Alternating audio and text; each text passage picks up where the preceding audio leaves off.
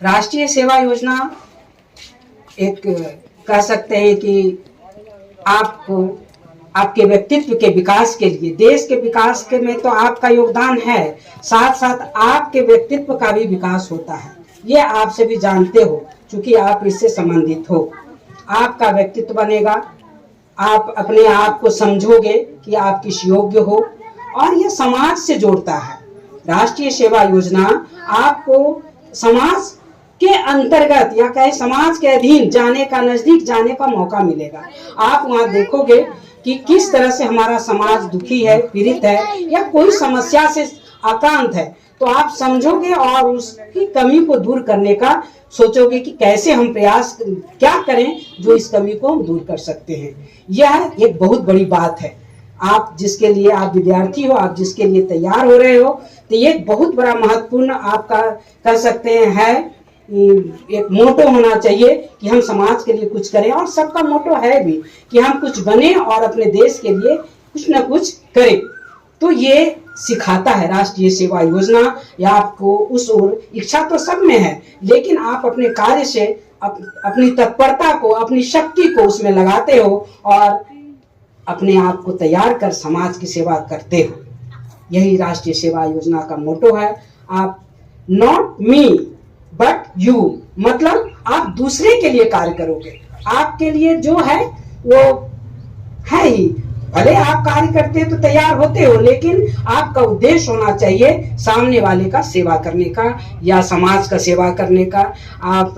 हम लोग सामाजिक प्राणी हैं, समाज से अलग कोई नहीं रह सकता है। अकेला मनुष्य वह कहीं नहीं रह सकता। वह तो कहते हैं ईश्वर या सन्यासी भी होता है, अब तो उसको भी समाज की जरूरत पड़ती है। पहले होता था कि आश्रम में रहते थे लोग, आश्रम जंगल में रहते थे, लेकिन अब समाज से अलग कोई रह ही नहीं सकता है। समाज की सबको जरूरत होती है और आदि काल से ही समाज की आवश्यकता है। तो हमें यह होना चाहिए कि समाज में क्या कुरीतियां व्याप्त है उसको अलग करें। इसी तरह इसी मोटो को लेकर आप छात्राएं इस समाज में हम लोग आए हैं कि हम यहाँ को समझें, यहाँ के लोगों को समझें, यहाँ क्या व्यवस्था ठीक हो सकती है, उसके लिए आप में जितनी शक्ति है उस कार्य करने के लिए आया है। यहाँ 7 दिनों तक होगा। आप लोग 2 टर्म में यहाँ कार्य करोगे, समाज में घूमोगे और सबकी परिस्थिति को समझोगे अपने नुक्कड़ नाटक के द्वारा, अपने संभाषण के द्वारा, और लोगों की अपने जो भी बड़े पुरुष हुए, महान महिलाएं हुई, उनका आप जीवनी को पढ़ोगे, लोगों को समझाओगे। यहाँ महिलाएं हैं, और एक बात जान लो, आप लड़कियां क्या है, ये समाज का एक महत्वपूर्ण कह सकते हैं कि पायदान है तो दोनों 50-50 है, दोनों का योगदान होता है, लेकिन सबसे ज्यादा योगदान महिलाओं का होता है किसी समाज में या परिवार में भी। अगर महिलाएं चाहे तो समाज को परिवर्तित कर सकती है। और आप लड़की हो, आप में जज्बा है, आप परिवर्तन अपने बातों से, अपने संभाषण से उसमें परिवर्तन ला सकते हो, आप समाज समझा सकते हो। एक लड़की ही आगे चलकर माँ होती है और एक माँ ही है जो समाज में परिवर्तन ला सकती है।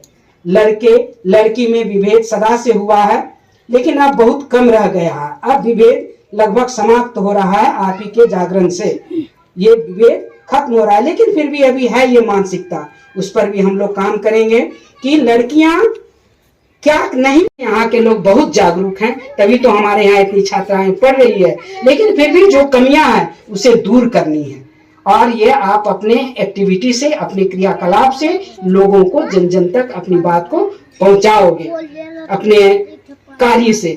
तो लड़कियां अगर चाहे, बच्चा जब जन्म लेता है उस समय वह मासूम होता है, उसे कुछ जानकारी नहीं होती है।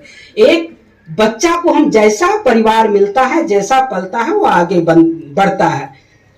आज भ्रष्टाचार है हमारे देश में, वो भ्रष्टाचार दूर करना है और वो दूर एक माँ ही कर सकती है।